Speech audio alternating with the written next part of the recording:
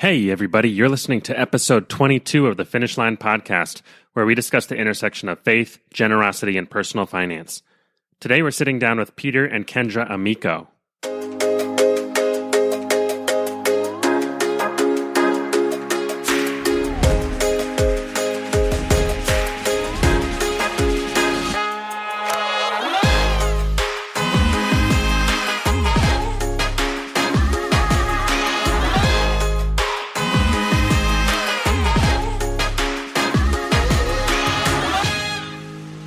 Hey, you guys, welcome to the podcast.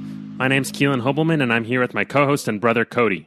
We had the chance to sit down with Peter and Kendra Amico, an economist and ER doctor by trade, and man, every part of their story radiates the generosity of the gospel, from how they handle their finances to their strong passion for foster care.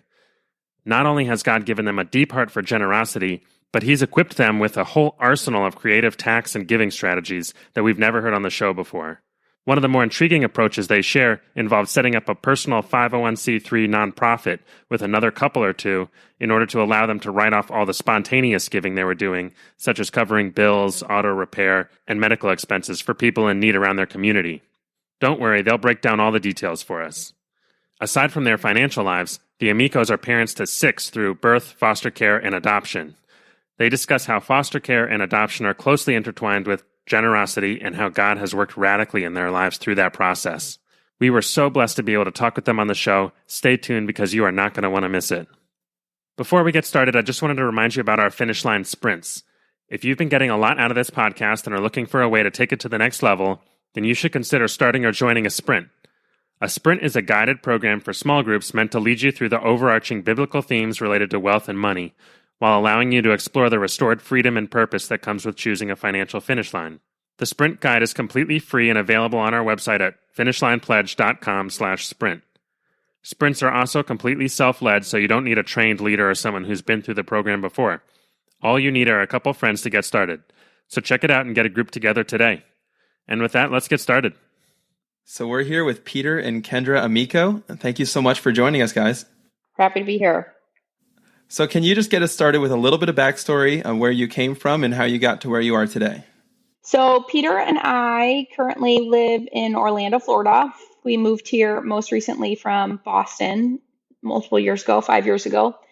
And that's where we were both doing our education. We currently have 6 children in Orlando, a mix of foster and adopted and biological children. So while Peter and I were in Boston, I was doing my residency in emergency medicine at the time, and Peter was finishing up his PhD in health economics and started working then in Boston. And we transitioned both our careers then down here to Florida. At that time, we launched into the education world really right after we got married. And I think we had kind of put a pause on our faith really during that time of our lives. We had both grown up in the church and both had, I would say, heartfelt belief in our faiths previously, but then struggled to continue that in the world of higher education. And so we weren't actively pursuing that at that time of our lives. I think a lot of the values, though, from having grown up in the church continued for us. And so we were actually still giving on a smaller scale to things that we cared about, initially to the foster world as we became foster parents, and probably some other smaller things in Boston, maybe supporting students in medical education and international things that we are involved in. But I think when we re-engaged with our faith, and that happened probably 2.5 or 3 years ago down here in Orlando, that change in our faith simultaneously paralleled a change in our giving. Those two went very much hand in hand. I think part of that is that the generosity thing is not just like a segment of like we give because we're Christians, but I think more of this holistic, this is what faith lived out means.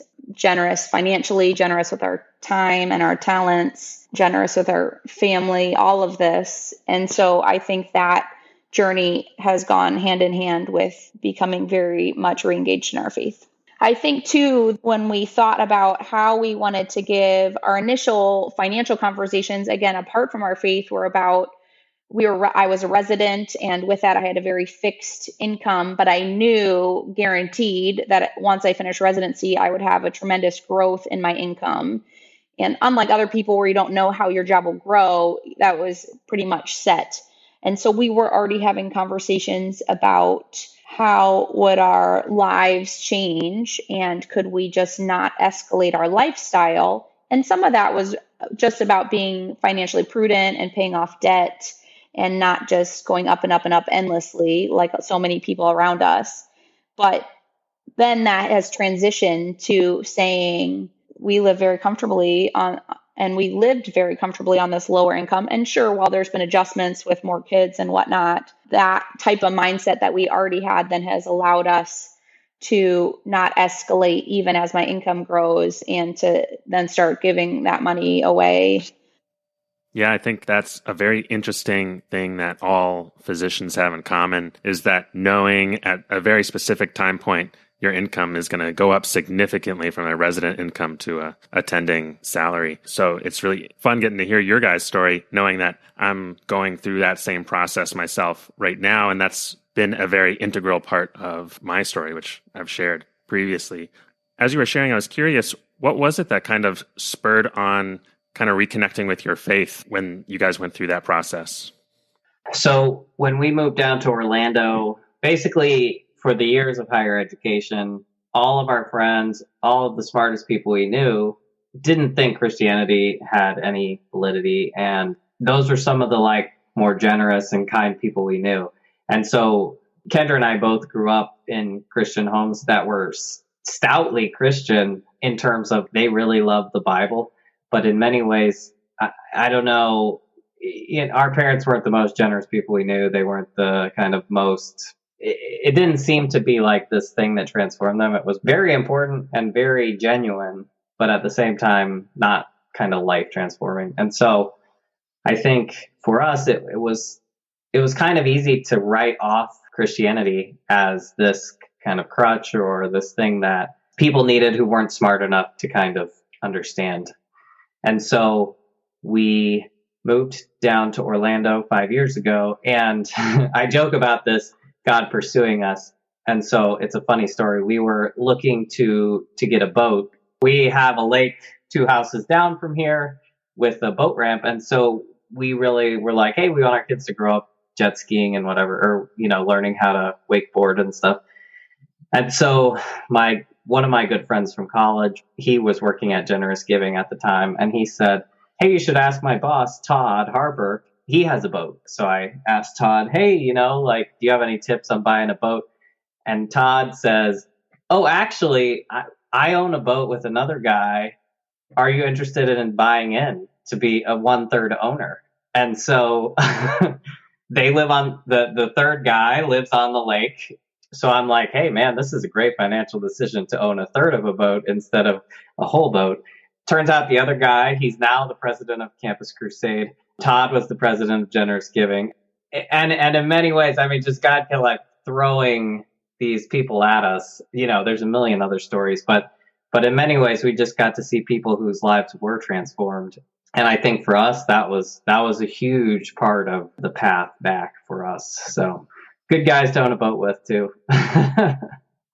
So what was that process like once you kind of re-engaged with your faith? It sounds like you were connected to Generous Giving probably pretty early on if you knew Todd Harper already at that point.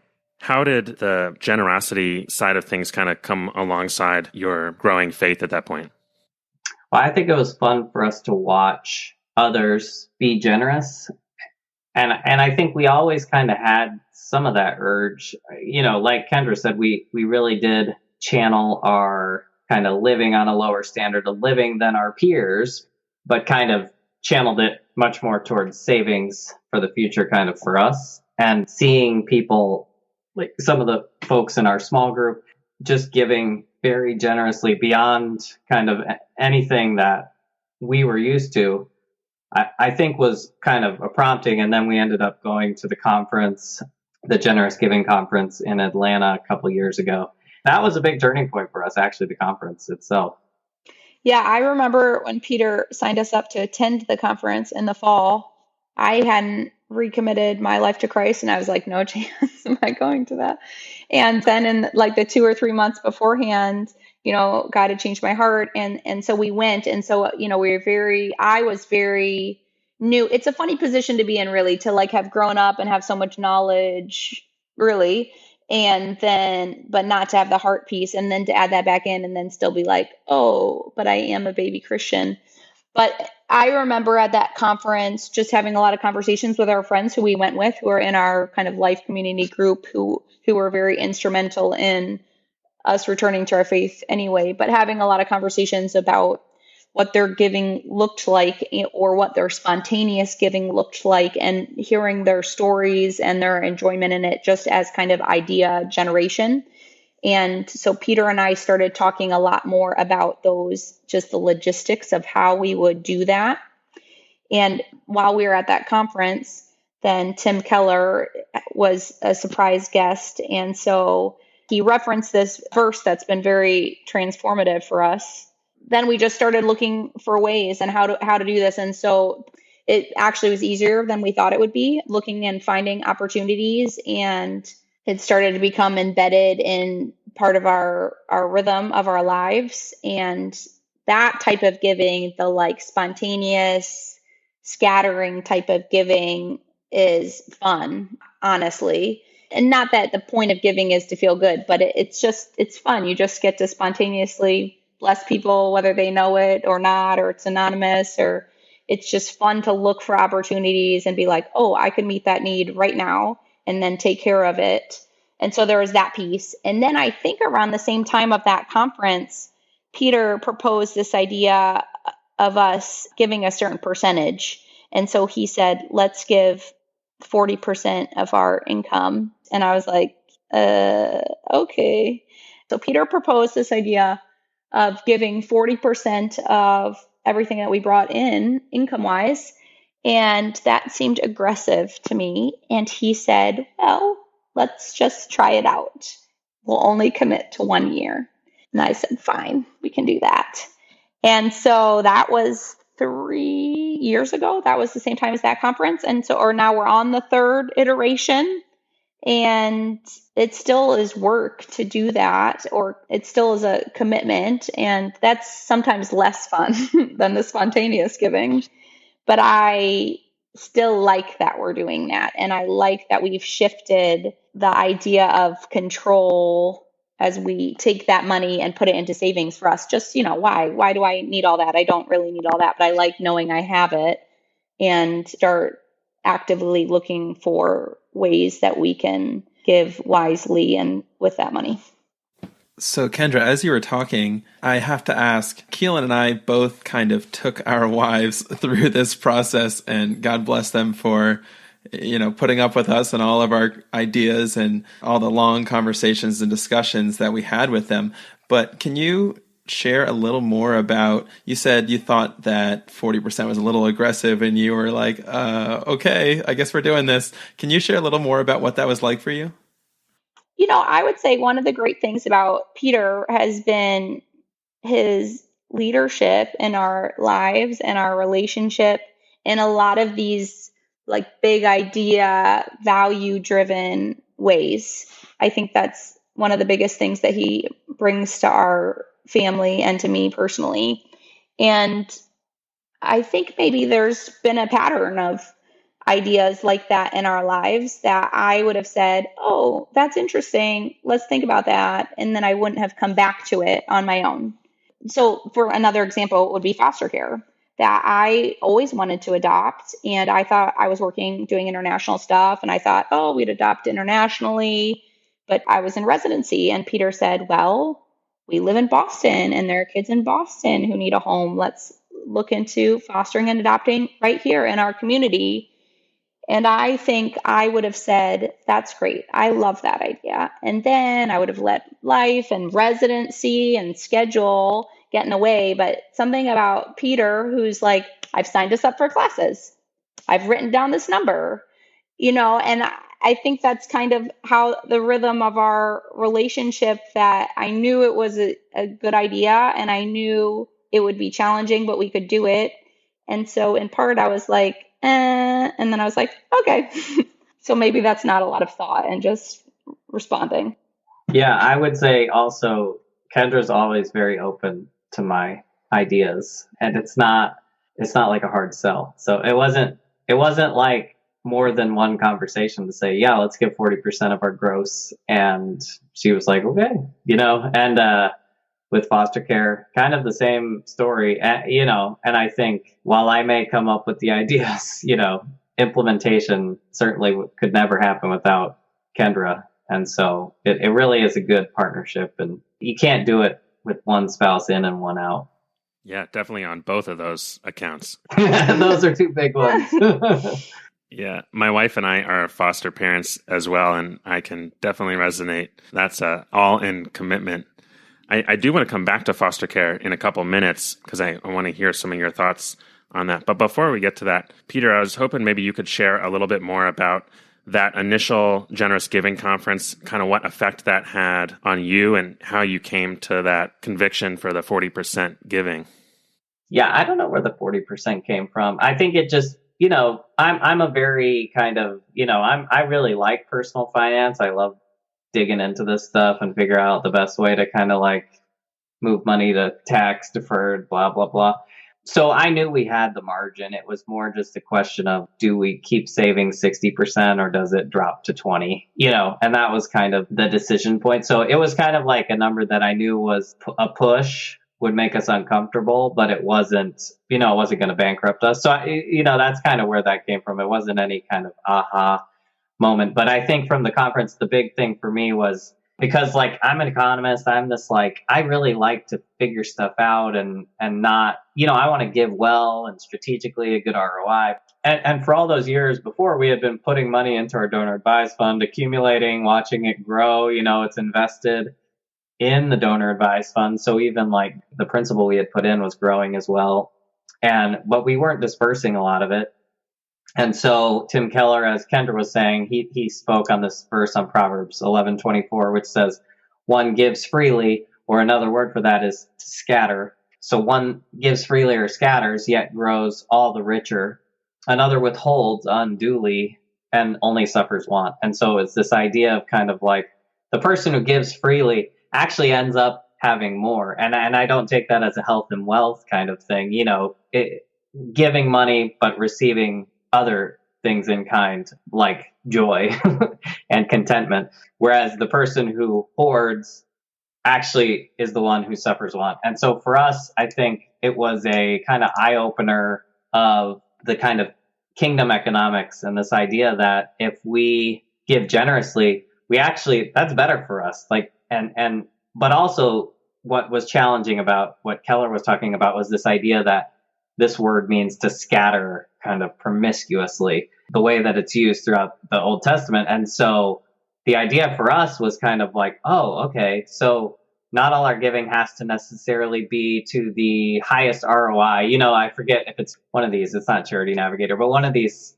sites that people in the kind of financial independence world use. They rank by kind of like mosquito nets are the most cost effective thing you can give to, essentially. But to change the lens to, if we feel God's calling us to give to something, we just give to it, whether that's somebody whose car broke down or whatever. And so we actually created a 501c3 called Pazar, which is the Hebrew word for to give generously. And we began to say, how can we serve people in our community who we wouldn't have typically thought to give to before? And one example that comes to mind is when COVID started, our small group said, let's think about how we can serve our neighbors. And so we put up yard signs all over town saying, hey, if you need help or if you want to help others, we kind of want to be a connecting point, and ended up raising $50,000, distributing it to about 50 different individuals for all kinds of things that I would see as irresponsible, promiscuous giving, things that I don't think probably had the highest ROI in the world. But at the same time, I think growing our faith and our trust in God, that He is the ultimate one in charge, not us. And that responsibility is off my shoulders to make sure that everything I do is the wisest possible decision. I don't think that all of our giving needs to be there, but I do think it's actually really good for our hearts for some of our giving to live there. And so we've kind of continued to push more into that going forward. Well, I know both of you are familiar with the concept of a financial finish line, and that's a lot of what we talk about here on the podcast and on our website. And for the sake of our listeners, I'll just say financial finish line in the way that we talk about it is essentially capping your lifestyle and saying, this is enough for me, this provides for me, which frees you up to give away money above and beyond what you need to kingdom building activities. And that is something that Keelan and I have been doing, and we've discovered this community of people that are doing this. So my question for you, Peter and Kendra, is how has the implementation of a structure helped you stay accountable to be generous in the way that you want to be? So setting a finish line, I thought more about that. I pushed back more about that. So maybe that idea came before the 40% idea, in part just because I personally was struggling with the control security aspect of having plenty in savings. And sometimes people would ask me, what are you going to do with that money? And I didn't really have an answer. I just liked knowing it was there in case of whatever, in case of a rainy day, in case of who knows, in case I wanted to do something with the kids when they got bigger. I don't really know. And so Peter had to push me more about the finish line part. And I wanted a higher number. I wanted it to be excessive so that it wasn't really a finish line and that it still wasn't me giving up that like security control aspect. But I think then it has paralleled nicely with this idea of giving away so much. I think it's changed me personally, it's changed my day-to-day mentality because in part, when you set a finish line, and like with my income as a physician, we will get there quickly, relatively. And so then the question is, well, what am I doing working? It's hard work. I have 6 kids. I'm working nights as an ER doctor. Life is fun and full, but also pretty intense, a lot of weeks for me. And so it has made me, in a good way, rethink my values from a day-to-day perspective and what I want and why I'm working and the other important things that I'm committed to through my career, service, giving in that way, modeling, etc., all these other aspects. But it has made me rethink through that a lot. It also makes me think I will keep working a lot longer, and that's okay. I love what I do. And again, there's all these other important aspects that go alongside with, me working. And so I get to continue doing those. But I will say about Peter that as a health economist and a number cruncher and someone who loves the personal finance, he also loved keeping track of our net worth. I never really cared that much. I just, whatever, there's money in the bank, it's fine. But he loved that number. And so we have a yearly marriage retreat in which it's just the two of us. That's the retreat in which we talk about, these main questions, one of which is finances. But part of that would be like a reporting of the number and where we were financially. We would set 1-year, 5-year goals for our lives and our marriage, but he would also set financial goals. And so I would say this has been a huge shift for him because that whole piece is gone, and that's great. It's not that we're being financially irresponsible, but it's just not the focus. And so I've seen that change in him through this process too. And when you guys talk about finish line, yours is more of a net worth or savings kind of finish line, right? Yeah, we kind of have, I guess there's 2 ways to think about it. And the finish line is kind of like a guide rail. It's not something that's set in stone necessarily. But we picked a number because otherwise then there's no boundary if you don't pick a number. We did, which I inflation adjust, by the way, for anybody who's curious, to our most kind of close MSA. But to me, the finish line is flexible in the sense of if it doesn't make sense or if lots of it's non-liquid and not kicking off income and one of us wanted to stop working or whatever, I'm flexible. Like it doesn't have to be that number. And, so by giving 40%, we slowed down the accumulation. We really put the brakes on the accumulation, but we're still accumulating and assets are growing. And so we're almost 75% of the way there. And so then the question, I can't tell you the answer yet, but in the future, giving out of assets, I think that's going to be a new challenge, because in my head, I like having assets. And so kind of depleting the asset, I think, will be another kind of step of faith. But I think we also kind of have a finish line in terms of our consumption, in the sense of we kind of live on 100,000 or less, and 100,000 is pretty generous, and like our healthcare is like 20 grand of it. So, and daycare is like 20 grand. So we don't really live extravagant lifestyles, and a big part of that is you have to make decisions like, we don't have $1 million house. We have old cars, and we live below, I would say, the majority of our peers. And I think that there is sometimes a challenge to that. I know Kendra can talk about this, kind of when we make a lot of money and we don't live on a lot of money, and we have peers who have much nicer lifestyles than us. There is a challenge. You always want to compare yourself to others. And so before, I used to want to compare and say, well, gosh, I mean, sure, we live less than them, but man, our net worth is going to kick their butt. But, now it's kind of like, we're capping our net worth too. But something actually Todd Harper says often is, thinking about building your kingdom net worth. And so now actually at our marriage retreat, we talk about what's our lifetime giving, what's our giving goals, kind of giving net worth in a way, and kind of thinking about flipping the perspective of like, not the accumulation, but the giving away part, and how are we doing at that? So I remember, Kendra probably doesn't even know this, but when I was younger, I remember thinking my lifetime goal is to give away $1 million. And, we're well on our way. We'll be there in the next few years, and that, by 40 probably. So that's kind of crazy to think about the flip in our perspective over time. So anyway. I was hoping you could share a little more about something you mentioned earlier, which is the 501c3. And I think there's two things that are really interesting about it. One is you took kind of one-off giving that otherwise may not even be tax deductible, which may or may not be a significant factor. And two, you found a way to invite other people into this. Was that intentional, or is that a realized effect of setting this structure up? I think when we first set up Pazar, as we call it, it was a little bit of a crutch, and easing in for us new givers to lower the barrier and think about having this tax benefit of all this giving, all this scattering, to make it easier. And I think it did. And I think it then created a good habit, a rhythm in our lives where we don't need that anymore, but we established the pattern of doing that. I do think it also has lowered the barrier for other people who may not have given to these other things.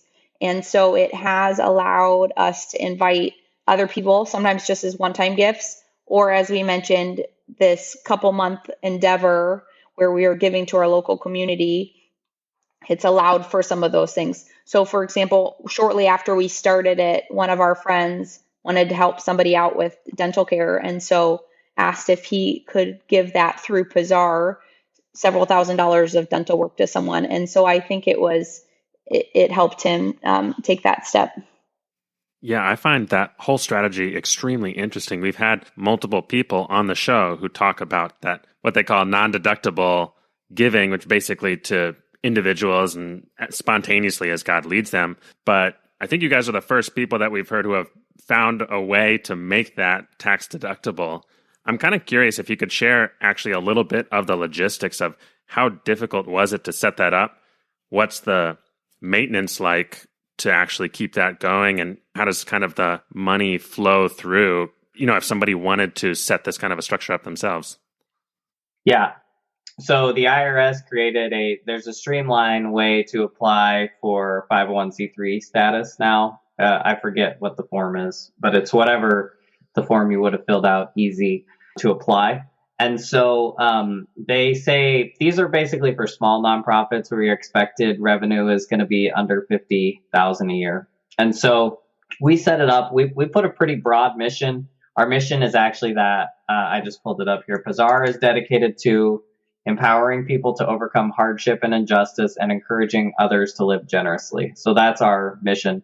And we set it up with another couple, my friend from college who was part of Generous Giving years ago. And so we actually created the entity. We didn't expect revenue to be over 50,000, which is what we told the IRS. And so if your revenue is not over 50,000, you only have to fill out something called a 990N, which is a postcard, which basically says, revenue is under 50, send it in. It takes 2 seconds. Now, because we ended up raising money for this stuff with COVID, we went over the 50,000. So I had to fill out a 990 easy, which was not that complicated, but a little more work. And we do have to keep track of all the expenditures, all the kind of donations, and make sure we give people receipts and make sure that we let them know that, like, you can't allocate this to a specific thing necessarily. Like, the money is out of your control once it comes to the nonprofit. That's just how 501c3s work. But our mission is very aligned with kind of most of the people giving. So anyway, that's kind of how we set it up. And then interestingly, so I have a credit card, Kendra has a credit card, Matt and his wife both have credit cards. And then actually one of your old guests, Greg Baumer, is also on our board. So all of us have, a credit card that is for the giving account, and we keep all, it's very legitimate. Like, we keep all the records and whatever, and make sure, like every gift we categorize as either empowering others to overcome hardship and injustice or encouraging others to live generously. We meet as a board a couple times a year, and because it's sort of growing, but lots of people are excited about kind of this idea of being able to give and scatter to things that are not like organizations necessarily, but to individual, like we gave somebody $500 this week to fix their car, stuff like that. That's just totally in line with the mission. So that's kind of how we structured it. And just to clarify, if you're planning on giving somebody $500 to fix their car like that, you would transfer that money into your 501c3 and then give it from the 501c3, and then that's a tax deduction for you guys when you file your taxes? Yeah. So more practically, I'll put $5,000 in or $10,000 in, and then we just give out of that. You can do it every single time as a transaction if you want, but also we can give from our donor advised fund to it.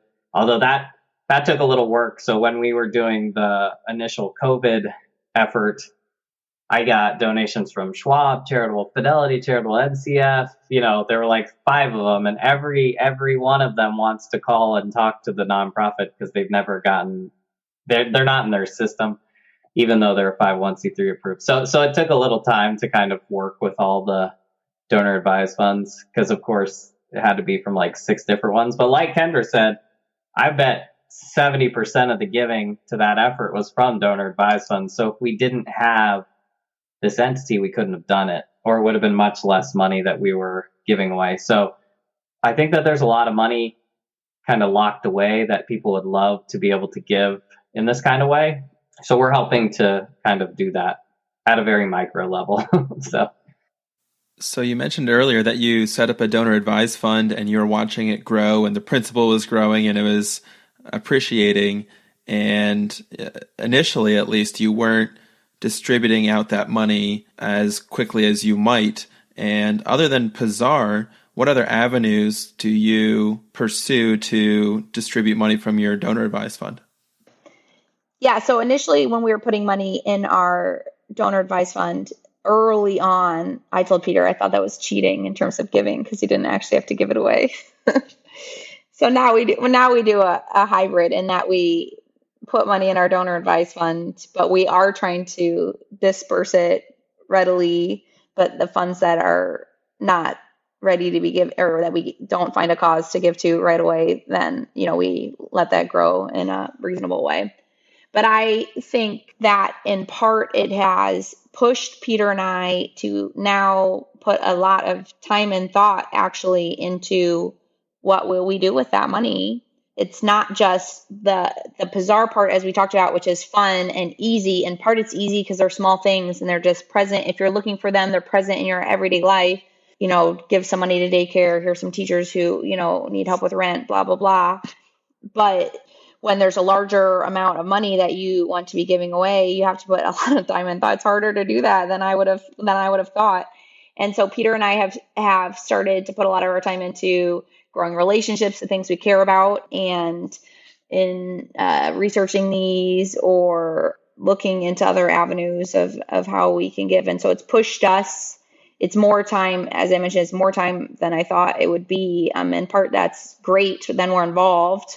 So one of the biggest things that we give to is foster care. Really how we've structured it, the bizarre, that can go any which way. And then we've tried to create like a lane, like boundaries of what our mission is or what we care most about in our lives, and funnel our giving to that to give us some structure and guidance. And so for us, that's widows and orphans, really. And so we mentioned we're foster parents, and we give a lot of our money to the local foster care organization. And Peter gives a lot of his time to the organization too. He's on the board. He's been on the board for maybe 4 years now. And so is giving a lot of his time on a weekly basis to that. And we're always looking for opportunities within that or related to that space then of how we can give meaningfully to catalyze change or change the system, things like that. Yeah, I'll add to that. So I do think it's very helpful for us to kind of have a focused area where we give, with, like Kendra said, widows and orphans is kind of that space for us. If we're given $1,000 or whatever, the level of kind of due diligence is a lot lower. Whereas if we're giving 20, 50,000, we really want our giving. Like I said, I kind of have this control problem, but I want to give very strategically. And so the foster care organization Kendra's talking about is called Embrace Families. It's the agency that oversees foster care here in Central Florida. Florida has a privatized foster care system. I'm on the board. And there's some big gaps in that there's 300 teenagers who are living in group homes that they don't have families for. And so some of the things we've done with our giving is to say, hey, what could we do to help move the needle on recruiting teen homes, on supporting the teen homes we have better so that they don't give up after 2 weeks with a tough placement. And so we've kind of seen some of our giving in that space as almost like venture capital, kind of risky investments with a high upside kind of thing that there's not a lot of appetite to put money into. Government contracts don't allow for that flexibility. A lot of donors kind of put restrictions on their giving to whatever, they want to buy toys for kids at Christmas or whatever. So we think we really want to be strategic in our giving. So and honestly, our giving has in many ways ended up being a lot of startup kind of organizations. So some of our friends also started an organization here in Central Florida focused on getting the local church involved and creating care communities around the foster families in their area, in their church, or just kind of who live near their building. And we were one of their first donors. And we heard the idea and we were like, we love it. We want to support it. We also give to an organization called Redeem International, which started a year and a half ago. We were one of their first supporters. They're focused on protecting they're in Africa, in Uganda specifically right now, but they are very focused on prosecuting people who steal land from widows. So when a woman becomes a widow, often she becomes a target if she has assets. And so the people in the community will come steal their land. And so as they prosecute these things, it becomes a kind of deterrent effect to keep that from happening in the future. And this was kind of a spinoff of IJM, if you're familiar with the International Justice Mission. So all of those are kind of, in a way, entrepreneurial, but kind of hoping to move the needle in the space that we really care about and kind of God's put on our hearts is this area of orphans and widows. Another example is recently our daughter goes to a school where there's a bunch of teen moms.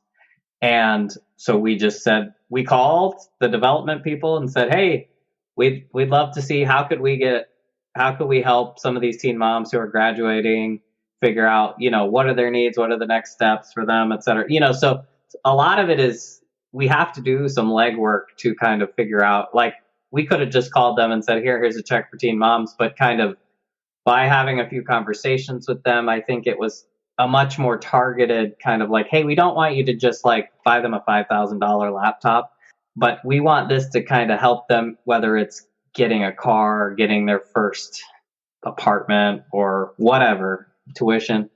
But that all of that takes work and kind of effort. And so that's the challenge of, because we're not giving $100 to this and that, it is tough. And I'll say one more thing about the donor advised fund. I will say we continue to accumulate in our donor advised fund, not because we necessarily want to, but again, we want to give wisely, and we're giving hundreds of thousands of dollars away every year at this point. So it's actually hard to deploy that much and do it well. For us, a lot of these things are additive. Like, we're not dropping organizations. So I see a lot of this kind of, I don't think it's going to be hard to grow our quote unquote portfolio of things we give to. I should also say we give to our local church, but I actually, because I try to target it as much as I can, I try to do unrestricted often for organizations, but for our church, I put for local missions. So I put it in the little subject line because I want to push our church that way too. So it's even a way with our giving to say, hey, our church gives like nothing to missions. So we're saying, okay, we're going to allocate what we give to the church. We want it to get pushed because I think it helps to move priorities and where the dollars go. So we try to use all of our giving as strategically as we can. When we were talking before the show, you guys were kind of talking about this idea of a local alliance working through NCF. And I wanted to see if you could share a little bit more about what that actually looks like as far as strategies for giving. Yeah, I'll say this is a super early stage thing that we're working on. The National Christian Foundation is a donor advised fund, but they also have local chapters. So there is one in Orlando. And I think there's $100+ million from local givers sitting in the NCF accounts. And our lead here in Orlando said, hey, it would be great to give kind of a menu of options for our givers. But NCF always wants to stay very kind of Switzerland of like, we're not telling you where to give, but if you are asking, here's some good options. And so what we've done is begin to build an alliance where we take givers who are interested in foster care and adoption, and we bring together organizations in Central Florida who are working in this space. And we're really working on creating a vision around what do we want the mission of this to be. For us, we kind of landed on basically, we want foster parents to know that they are valued. We want especially teen homes to be retained and know what an important part of the process they are. So what we're trying to do is work with the group homes and the lead agency and the Christian nonprofits and all of them, and kind of say, hey, could you guys put together a proposal where you collaborate together, but where you could help us to kind of move things forward where you all working separately hasn't worked. So we're not trying to create a new organization. The alliance is really just a matchmaker to say, givers who really care about this space, we're helping put together some proposals from organizations who are working in the space, but in new innovative ways that can help them collaborate and move things forward. And so we're hoping to basically be a matchmaker to say, and we'll have a little donor advised fund in between the two, but basically, hey, you really care about foster care and adoption? You can give to this donor advised fund, which is funding the alliance. So fund alliance proposals or whatever. And you can get involved if you want, or a lot of givers don't have the time to do the diligence. So it's kind of like a value add to say, hey, some of this stuff's pre-vetted. So I know they're also doing an alliance around kind of human trafficking. They're thinking about kind of doing an alliance around a couple, so maybe there might be 5 different alliances in Central Florida through NCF, where if you're a giver and you say, hey, man, I really care about evangelism, and then there's an alliance for, whatever. area. So I do know human trafficking and foster care and adoption are the first two that are kicking off. So it's like, this is a new endeavor. It may totally fail. I'm kind of leading it. And so it feels very intimidating because I don't like failing and I have no idea what I'm doing, but one step at a time. So it's exciting because it does feel like this could be a way to mobilize a lot more resources and to do something that would be effective. So that's fun for me. And if that does turn out to be the case, that will be an exciting way to. So we're going to fund probably the first proposal by ourselves just to show that, hey, this alliance is working. This is not just me saying, hey, you should put your money into this. I don't believe in it. So that's kind of where that's going right now. One of the things I love about hearing your guys' story, which I think is common to a lot of people who go through a similar kind of process, is that the whole generosity and setting up a framework or finish lines or all of that kind of stuff is like just the starting point of where God just launches off a ton of ideas and ways that he wants to work through you. And clearly he's doing that in all of these different ways through you guys. But I love that once God has kind of freed our grasp of whatever wealth he's put in our hands to manage, then I feel like the fun part starts where he's just starts putting all kinds of stuff on your hearts about how to use that and drawing you into all kinds of causes. I mean, foster care being a big one for you guys. And just, hearing some of these ideas about how you guys have looked at a lot of different innovative solutions, or even just with the teen moms saying like, there's a problem. All right, let's address that and tackle that. And I think it's important to point out that the generosity really is the launching board for a lot of that, because it just kind of spurs on so much creativity and openness to what God might do. Has that kind of been your experience in all of this? Yeah, I see generosity as kind of discipleship for us. I think it's the single most important growth area in our Christian walk. And as we continue to push into it, I think we continue to grow. I mean, even as I'm anticipating, the next faith thing is giving out of assets or whatever, I just think that God continues to push us into things that we never would have done before. And that's good for our hearts and it grows our faith.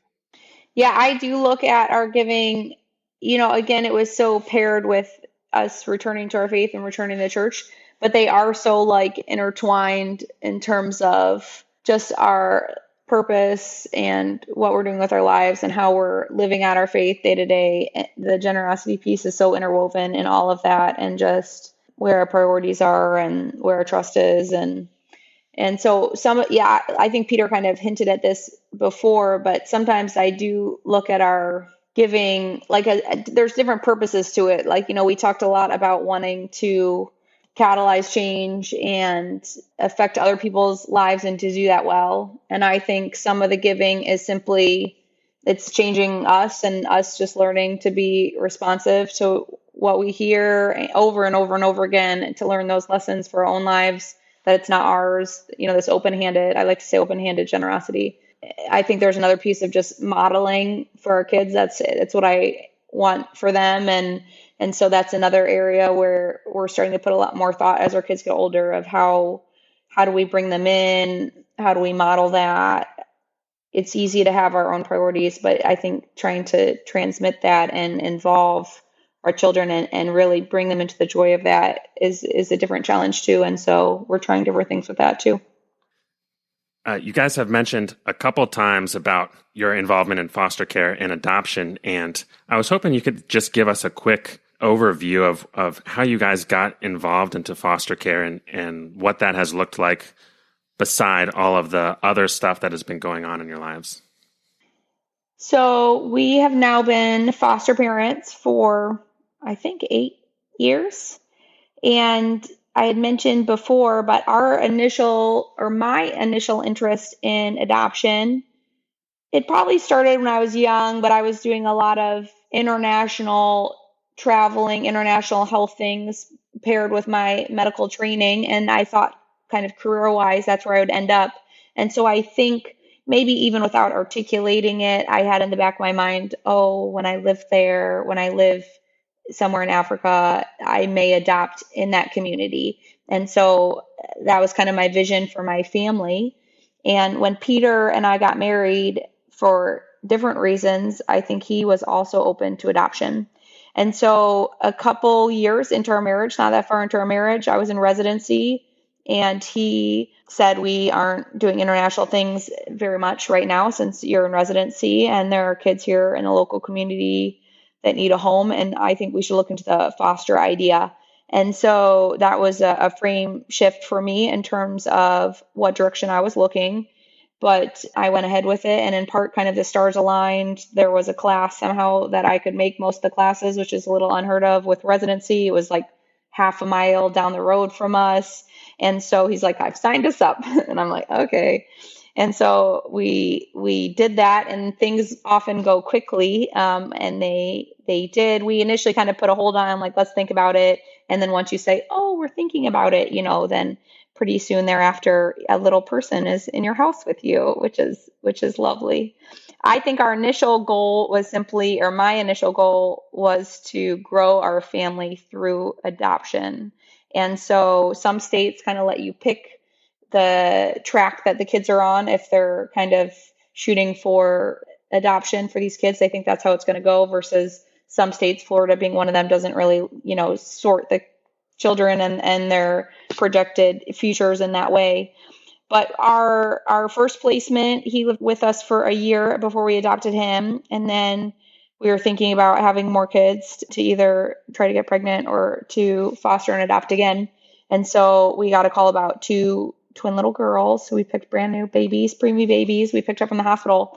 And they stayed with us for 8 months, but then were reunified with their mom. And that was obviously not our goal and not what we wanted, even though it was a positive situation. We were so pumped for the mom, but on our end, it was heartbreaking for us.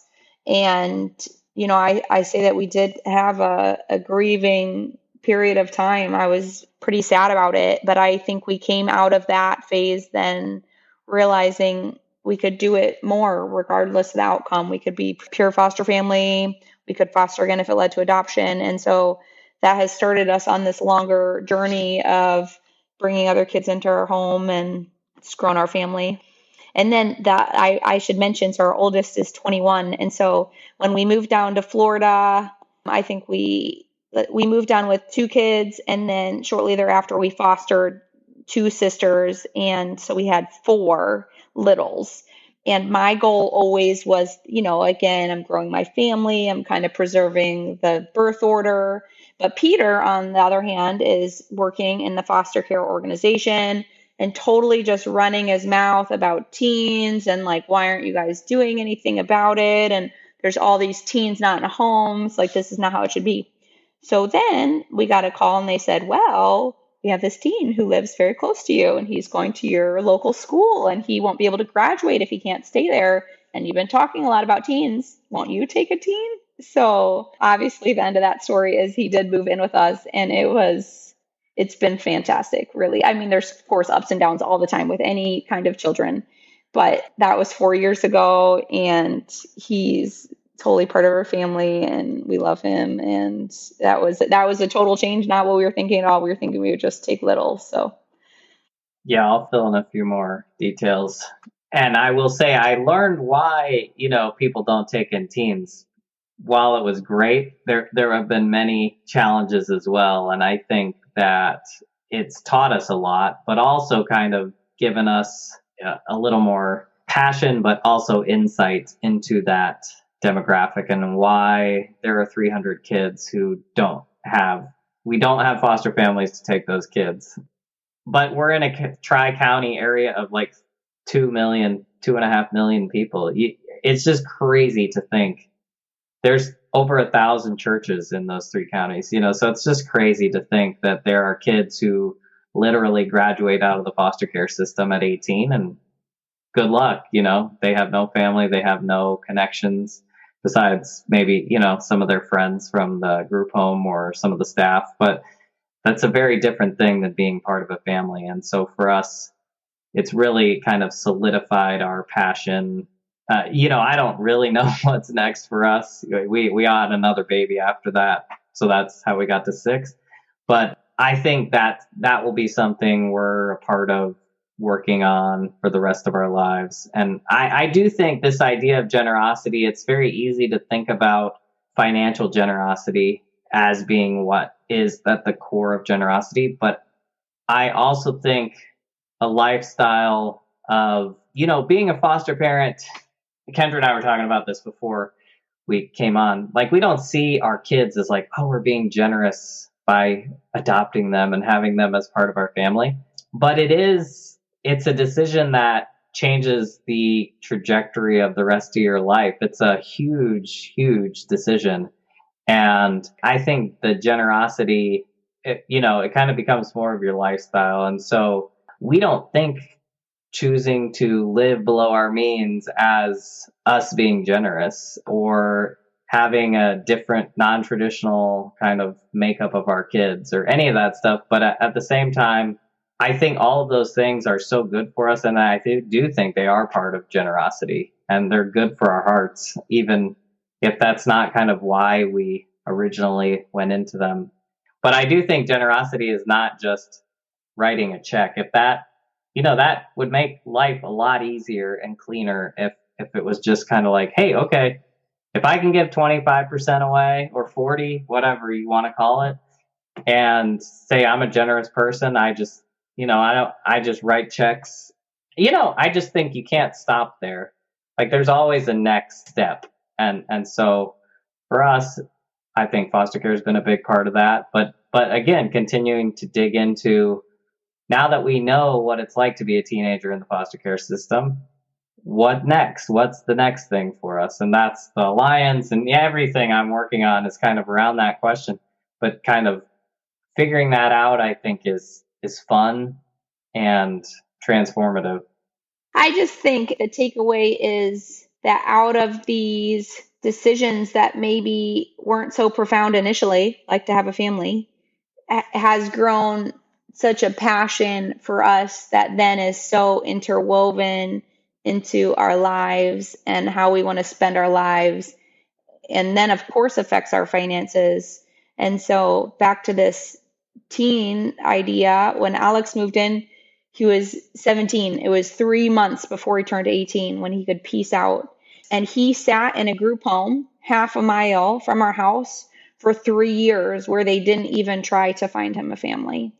And I just think about all that lost time in his life. And while that wouldn't have erased all of his challenges, like that's so much time. And I think about all those other kids and lost time there. And so that heart behind it then fuels so many of these other endeavors for us. Yeah, it's interesting as I think back to a lot of the other people that we've talked to on the show. Almost every guest that we've had, I think, to this point has been pretty directly involved in foster care or adoption in some way. And there's clearly a link between financial generosity and kind of reshaping your life in that sense and foster care and adoption, I think. And I mean, that's so well demonstrated through you guys and what you've done with your life. But I can definitely see that pattern. And I love how you put it, Peter, also about how, you're kind of inviting major structural change into your life and your whole family dynamic. And I have also seen that those kind of decisions that we've made in any area of life have been what have brought us eventually the most joy and the most freedom in our life, is those kind of stepping out and allowing God to just scramble everything up and restructure everything from scratch. And, my wife and I wouldn't go back and change any of those kind of things, any of those decisions that we've made along the way. Yeah, I agree. It's in losing your life that you find it. And it's not kind of the way that you typically would think. I would think having millions in the bank and all the security you could imagine, perfect control over everything in your life. Of course that's an illusion, but those things aren't what bring joy for us. At least that's what we found.